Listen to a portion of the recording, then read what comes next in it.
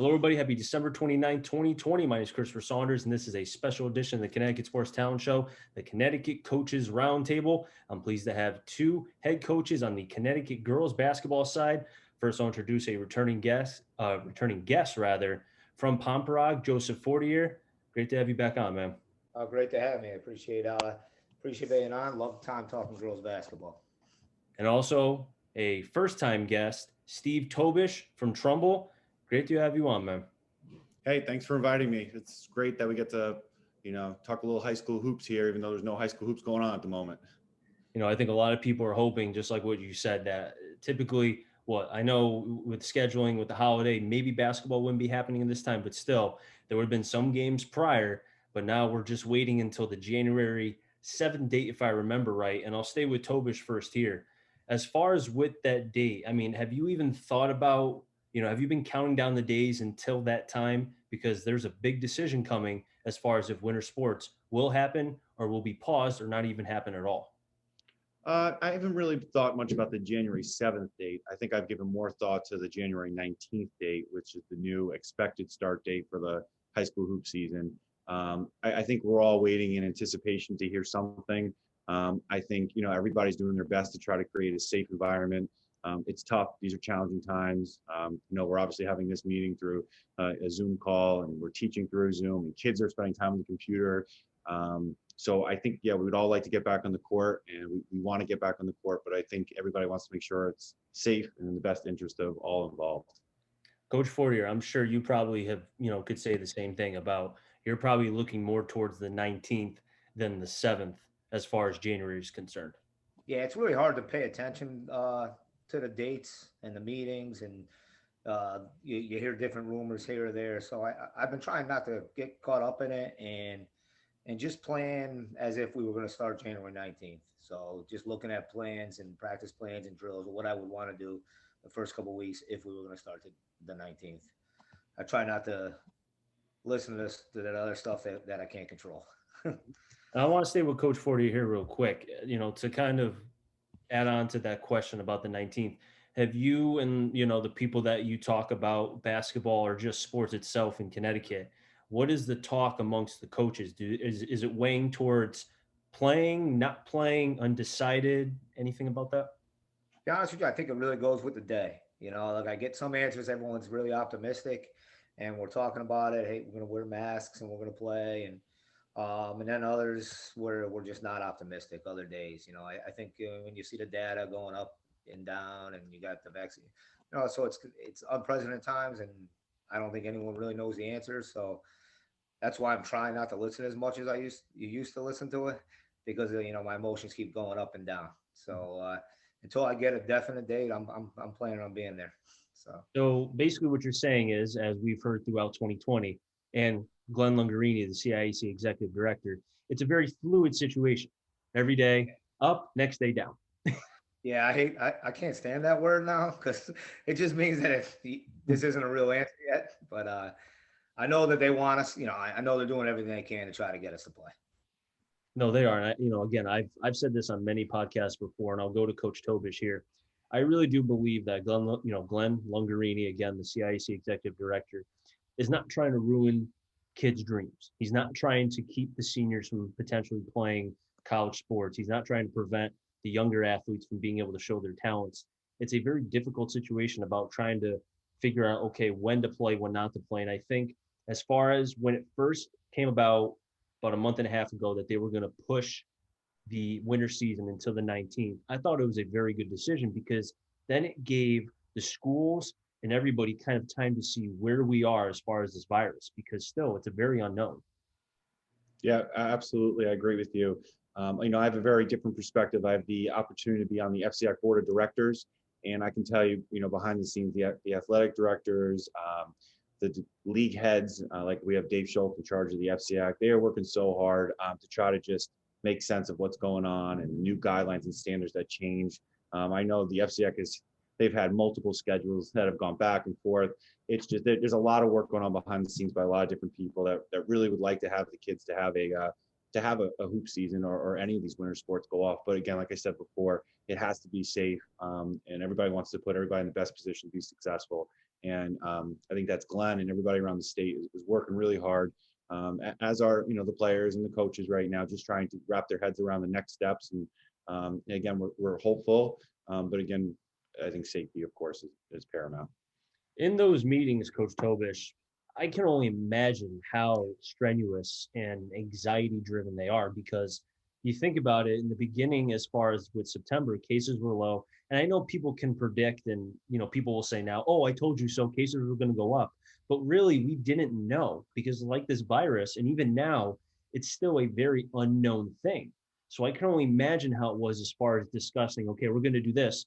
And then you see on the news 2 hours later, and it puts the kibosh on the idea 3 hours prior. Yeah, absolutely. You're 100%. I know that there were so many schedules already being sent out for the winter sports season, not just basketball, but across the board. And athletic directors, coaches, programs, their leagues, they're trying to mix and match, and they're changing on the fly. And I do think it was a smart decision, to postpone to the 19th. Like you said, give everybody a chance to wrap their heads around, what's going on, what's the best next step, to put everybody in a great position to hopefully, be able to have some type of athletic events during the winter season, whether it's hoops or any of these great sports that go on. And another group too that is, at least as far as when I look at it from a broadcast standpoint, the players. And I think there's a lot of concern about kind of where they are mentally, psychologically, because of the amount of stress. Because it's one thing to judge as far as from the sports side, but you also have the off the court, off the field, being at home, parents who knows what their job situation is. Hopefully they have jobs. I know that's very hard to come by right now because of the virus and such. And I'll go to Coach Fortier here. How has it been as far as with your players, with the communication side? Have you talked hoops? Have you just talked about life? How is that? How has the discussions been? It's kind of we're kind of stuck in a holding pattern a little bit. I don't teach at the school, so I'm in a little tough spot. So I teach at Woodland, and I see those kids obviously more because as a teacher being in the building every day. But as far as being with my team, I've had some virtual meetings with my captains, and then just kind of mass text, trying to keep them in the loop, tell them, keep them positive, wish them happy holidays. And, being from the public school where, there's really a lot of restrictions we can't do, especially during these times. So we're not able to really meet face to face or anything like that yet. We're trying to just keep them positive and keep them informed, and hopefully, we're making good decisions and safe decisions, and we're ready to go on whenever they let us play. Coach Fortier, you mentioned a very interesting point about not being able to be with your players because of the restrictions and such. Yeah. And I want to get to that point in just a moment. I'll go to Coach Tobitsch here. Same thing for you as far as with your players, your program. How has the communication been, or is it kind of where the same thing with Coach Fortier and others, where there's that line of you don't want to cross it and then add another problem on top of what is a massive problem because of COVID? Absolutely on the same level as Joe. I would say I probably have communicated more this off season with girls in my program from last year than I ever have, only because of all the uncertainty that was going on, all the rumor mill that was happening. I try to, text message, try to reach out if I can, phone call, but nothing basketball wise. We're not allowed to have any interactions with the basketball or in person, as far as, that's what we're told. At Trumbull as well. I know our athletic director did set up with our athletic trainers, now with the coaches, virtual online conditioning. They do it, 2 days a week. They go online. There's a video they pop in. It's just an opportunity for them to connect with one another. I've popped in for like the last, 5-10 minutes. Usually there's some type of game or activity going on just to say hi. Some of the freshmen that are on there, I've never even met in person before. They've never even seen me before, because just like Joe, I don't teach at Trumbull High School. I teach at the middle school right next door. I teach 6th grade math. So yeah, nothing in person with any of our athletes. Everything has been virtual, and our athletic director has done a great job of setting up these online virtual conditioning sessions that, at the beginning I was a little wary of, not sure what they were, but the kids that have shown up consistently, they seem to have fun. It's just an opportunity to connect with, some kids who are interested in playing hoops this winter. This virus has affected so much, as far as there's been a lot of negative. There's been a lot of, stuff that hopefully we can forget about. Not saying forget about in a mean way, but try to put in the past and move forward. But I think the one positive as far as what 2020 and even this virus has done, I think it's kind of allowed people to kind of wake up about, I mean, I can tell you about my own personal experience. It's kind of allowed me to focus more on making sure that I'm there more, because I always was somebody who was running from either interview or broadcast, and I was almost never home.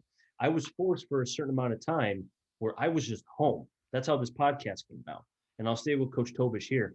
I think, and again, the CIAC, I've been saying this for over a month now, probably have ignored me or said whatever to me, but whatever.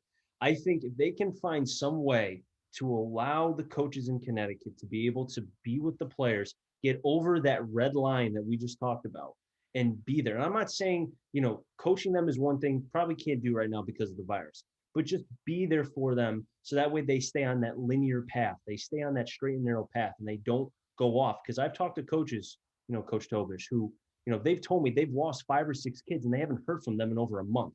And they don't know, God willing, I hope they're okay. But you want to make sure that they're okay psychologically, because there's a lot of stress. I couldn't agree more with you. The social emotional piece is what, as public school teachers, that's what we've been focusing on from day one. And that's been the directives for most superintendents and school districts. It's just making sure you're taking care of the kids in your classroom as best you can from a social emotional standpoint. And I would assume that being a coach would follow the same guidelines. And, that's why I do try to touch base with them via text or through this virtual conditioning. But I'm not allowed to have any in-person meetings, obviously, and obviously not work on any basketball related skills. I do hope the one thing that comes after the virus is maybe the high school coach can have more of an impact year round. I think that there's most of us would like to be more involved year round. Maybe when this is all done, maybe that's a side conversation after the pandemic has cleared and, we try to move forward in a different direction. Maybe there's new guidelines that are put into place or open periods or windows where the high school coach can interact a little bit more with their athletes outside of the high school hoop season. Because once it ends, we are not allowed to have any basketball communication until the following year. Fall leagues and summer leagues, that's great, but the high school coach can maybe go watch, but really has no impact on, what's going on. So maybe that's the one positive that does come out. The high school coach can come back into the fray and be a little bit more involved in the direction or guidance where some of these athletes want to, continue to pursue higher levels of competition. And there's many athletes on both Joe's program, my program that, desire to do that. And sometimes, it's difficult when you're not there year round to be by their side, making those decisions. Coach Fortier, I almost feel like kind of the piggyback off what Coach Tobitsch said. I feel like if there's an opportunity to be able to have, something as far as in the off season to allow the coaches to be able to coach the players and make up for the lost developmental time, especially if there's not going to be a winter season. I mean, I had Coach Nelson Menachos from Immaculate, who's the head boys basketball coach. He mentioned something which I didn't even think of, and he's a very cerebral guy. He brought up something about kind of like a high school tournament in a way, but not in almost like a knockout format, but just allowed just games to be played in the summer. Kind of like AAU, changed a little bit, move a little pieces around, but to allow to be able to, allow the coaches to be able to coach the players and make sure that the developmental time is not lost. Well, I think that would be great. I know that I've had conversations with Glenn about, maybe allowing coaches to have more time with their kids out of season. I know he's willing to have those conversations, or at least, a few years ago when I spoke to him about it. Obviously they're put kind of on the back burner here with pandemic. We're kind of, it's tough because every school system kind of reads those rules a little bit differently. And you don't want to look at you don't want people to look at the outside of your program and think that you don't care because you're just not with them during the season. You don't see them as much, and that's not the case. You don't want to toe the line and break any rules either. I know most coaches that I coach with, and SWC for the most part. I'm really close with Steve and a few of the SCF coaches. We'd love to have more time with our kids and coach with them and develop them. This isn't a 3-month season for the coaches. We go to a lot of clinics. We do a lot of stuff, but it's hard when only 3 of the months of the season you're actually with your kids. The other times you're kind of just game planning. So it would be nice. I think the kids would really enjoy it, seeing it from a social emotional standpoint in school. Being at Woodland, which is a big football school, just watching those kids not be able to have they played in the private league, but you could tell it wasn't the same, And I think our kids, anytime they can play in a high school sport or have a high school activity, it's going to make them their childhoods a lot more lively, and happier. And we need more of that right now, especially this year. I can only imagine too, kind of thinking about, I had Coach Mel's around from New Canaan a while back, and he mentioned how he had a player come up to him and say, "Hey, coach, I want to practice my 3-point shot, my mid-range game, my low post game." Coach Melzer had to say, "I'm sorry, I can't help you," and it killed him inside because he couldn't help the player who was reaching out to his coach saying, "I need help." And it's not because Coach Melzer did not want to help him. And I'll stay with Coach Fortier here. It was because of that red line of not trying to get in trouble. And I feel like I said, maybe 5 minutes prior, I understand 2020, there's been a lot of negatives, but I feel like the positive is that it showed that we can be welcome to change. Change is not a bad thing. And I feel like if there's a way to be able to work around it, even if it's for a 1-year trial run, what's the harm in it? We've dealt with so much loss, developmental time, psychological, the whole nine. Why not try to repair that a little bit and allow the certified coaches like yourself, Tobitsch, Melzer, and others an opportunity to work with the players? I agree. I think some of the things behind the rule was, you got those smaller schools. They live on three sport athletes. You get an over the top basketball coach that makes them stay with him all year round. Then he stops playing, the fall sport and the spring sport. And it takes away from that three sport athlete, which I'm a big supporter of. I think you should play as many sports, get as many experience as possible. But you also want, as a basketball coach, you want to be successful. So the more you see your kids, the more they play basketball, the better they're going to be. So I know the rule, the rule kind of about that is you don't want that. You don't want the kid to get burnt out. It's sometimes it's good for them to go hear another voice. They heard me yell at them for 3 months. It's time for them to go see the AAU coach. And when they get to college, they learn multiple systems instead. They didn't just learn my, full court pressure D. They learn, other types of D too, and it benefits them. It makes them a better player. But finding some time to allow us, just be able to talk to them and answer the kid's question about a skill work or give us like a 4 or 5 week window. But you don't want coaches competing with other coaches for the same, in the same school, and you don't want kids to get burnt out. But I am definitely, I would love to be able to do something, figure something out to give us like a little window where we can coach. Coach Tobitsch, same question. Yeah, I would agree with Joe. I 100% agree with the 3-sport athlete or athletes that play multiple sports. On my roster, we have volleyball players, we have basketball players, we have softball players. My two-time captain, 2-year captain Rowe is one of our best players on our roster. She's going to college to play softball, which is great. The other thing I think benefits about being on the outside is that, outside of hoop season, having a little more interaction, even if it was only like a 2-week camp window, I always said, the players get to see you in a different light rather than always preparing to go play, Pomperaug, or the next game. The hoop season is very intense. It's very long. It's the longest out of all the, the sports seasons that happen, maybe, parallel to football because of all the preseason conditioning and how long it goes. But the hoop season is a long season. And so I think for the kids to see you in a different light, practices would be different, skill work would be different. You're not preparing for a game, a team. You're not implementing a system like Joe was saying. I think that it would bring a lot of, positive morale to everybody. And again, build that social emotional piece a little bit outside of, the intensity of a hoop season. I think that 2-week span, or even if it's 1 week, I brought up on the football side as far as if there's a way to, between the vaccine, which is, supposed to be given to 18 under, 18 over around June, to allow the football coaches to be able to work with them in late May to June, still staying with protocols, but allow them to, again, make up for the lost developmental time. And not because I almost feel like if you stay away, if the players are away from the coaches, and then let's say, for example, there is a fall season, which God willing, hope there's a fall, because that means if there's a fall, there's a winter. If there's a winter, there's a spring. Then we're somewhat back to normal, guys. Mm-hmm. I feel like if they just say, okay, you have your normal 2 weeks and then go right to games, I feel like the product and more so the games itself will not be up to par because these kids haven't played in over a year. Coach Tobitsch. Yeah, I would agree. I mean, there was no AAU, obviously, this past spring, and we have a lot of kids in both our programs that play, different AAU programs, and they do a great job of trying to keep the ball in their hand during the off season. There was no summer league, no fall league really to speak of. So again, it's going to take time to get kids in shape, get them back on the court in some type of rhythm and flow. It's going to take the coaches some time, to get to know who's actually coming out and trying out and want to be part of the program. Obviously we all know our returning players and who's interested or not interested. But like I said, there's some freshmen that are on these virtual conditioning sessions that I've never even met face to face. They've sent me an email or text, or I've seen them through a Zoom call, but I have no idea, what they bring to the table as far as on a basketball standpoint. And so it's going to take some time. And I do hope that we have some, the one positive about the fall was they did have, an enormous amount of time before they actually had a competitive competition game. They had a couple of weeks of practice and tryouts, which you normally don't have. It's usually, a 2-week window when the season opens.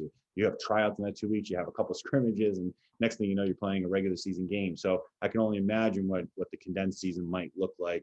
But again, I think we'd appreciate anything if it's safe and it meets all the protocols that are in place. Coach Fortier, have you, and I know you haven't paid attention, you've been trying to stay away from it, but let's say there is a season and it will begin in February because you guys are going to need time to be able to get the players prepared, practices, the whole nine.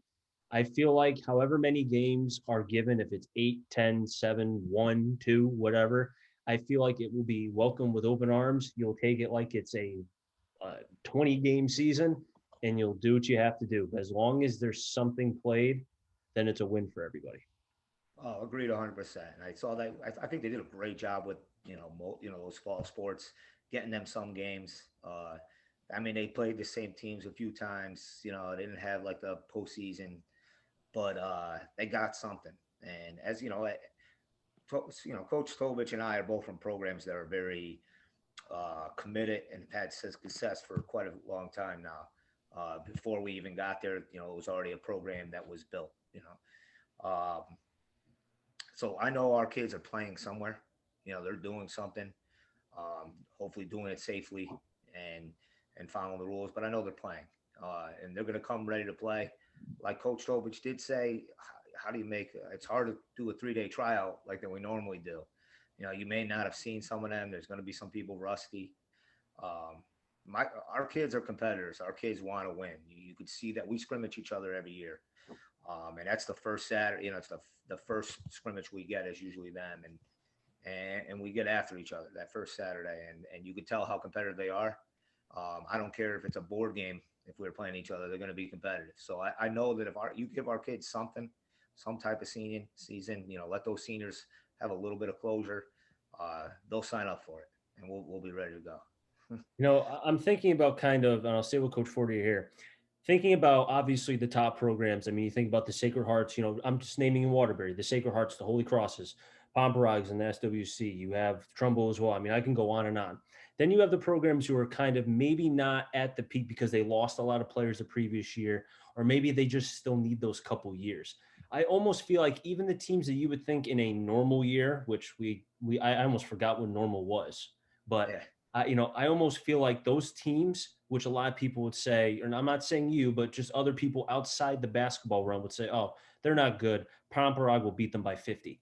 I feel like they may not be the case because these players who are now haven't played, they're hungry. They want to compete. And maybe those games will be more competitive than they would in past years. And who knows, maybe it would benefit both sides. Well, I think you've seen that a little bit in college football. You've seen some teams get upset. Yep. I mean, what's Michigan's for men's basketball? Michigan State's got a few losses already. And Kentucky, 1-7. Teams that you wouldn't normally see, losing. I kind of say that in the state tournament sometimes in the beginning of the round when you're keeping your kids motivated. We played a few teams that didn't have that 8-win total. In the first round we had like a 5-win team, and I said when the state tournament happens. All bets are off. You get a senior that doesn't want their season to end, or doesn't want their career to end. They can take you down. I mean, there's a lot of power in that hunger and that, put your team on my back mentality. And I do think you might see that a little bit more.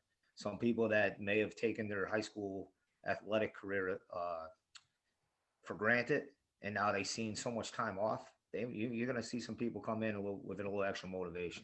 You're going to see those people that really, really love basketball come out and have some success. So yeah, I do think that I'm hoping that there's going to be a lot more energy. I know you're going to have to create your own energy because there's probably not going to be a crowd. And I do think that these kids are going to come in a little extra hungry. That I myself will be a little bit more energized, a little more appreciative. It's been a long time since I coached it, and I'm missing it. Yeah, I mean, hey, Kentucky this year for men's basketball, they're 1-7. I mean, Calipari's complaining that he scheduled too hard. He should have had more cupcakes. You know what I mean? I think about a couple of years ago from the NVL again, Naugatuck for girls basketball was playing against, I think it was Brantford. I could be wrong, and Brantford beat them. They had less wins than Naugatuck, and Naugatuck lost because of, like you mentioned, a hungry team, maybe a little bit better conference instead of the NVL that year. And it's the state tournament, just like the NCAA tournament. Who knows? We've seen Virginia a couple years lost as a number 1 seed.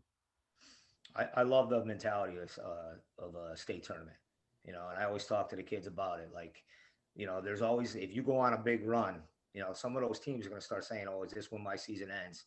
Is this when my career ends?" And reality sometimes set in. We talk about it. We've been in those games a lot, so we kind of have that mentality. We know we're going to have another run. We're going to play to the end. So we kind of have that chip on our shoulder. But I do think you're going to see it this year, where you're going to have some kids play with a little extra fire, because they don't know when their last game is going to be. So and that's fun. That's the best. To have energy like that going back and forth. That's what high school sports should be about. It'd be great also too for girls basketball as well. Coach Tobitsch, I'll go to you here. There was an article written about a month and a half ago from a writer from the day, and he mentioned about how, I think he capped it at 40 people in the gymnasium, where you have refs, a set number of players, a couple coaches on each, have particular media people, but as long as the janitors and the cleaning people could clean before and after, there is an avenue, there is a way, and obviously you space out. I mean, that's something else that had to be discussed. But I feel like his plan, which I thought was very impressive, but also it's a progressive plan. It's something forward. It's, to use a word that's probably been used a lot, it's something. It's better than nothing. Yeah, I absolutely agree. Like Joe said, I think any of the kids and coaches would take anything at this point in time, as long as it follows all safety and the protocols are in place. But I think we have seniors, obviously for the Trumbull program, this is the first time in a while. We have everybody returning from our varsity roster. We lost one senior last year, and I've been playing a lot of young kids the last couple of years, and now these young kids are juniors and seniors. We're very heavy upperclassmen dominant, and I feel bad for them. They've put a lot of time in, a lot of effort, and I was very excited, optimistic for the year. We have a great group of kids. We have incredible senior class, a great junior class, and we have a lot of kids in our sophomore and freshman classes that are, definitely excited to get Trumbull uniform on and compete. But I think it starts with your top of your program, your hierarchy. And this is the first time in a while we've had a hierarchy where we've had a dominant upperclassman. And it's good. I mean, it's fun when you're a coach when you have a dominant upperclassman, because then it takes a little bit of pressure off of you, and you don't have to bring the energy every day. And those kids have already been to all your practices, and they've been through the wars and the battles and the competitions, and they kind of know the ebbs and flows of a season.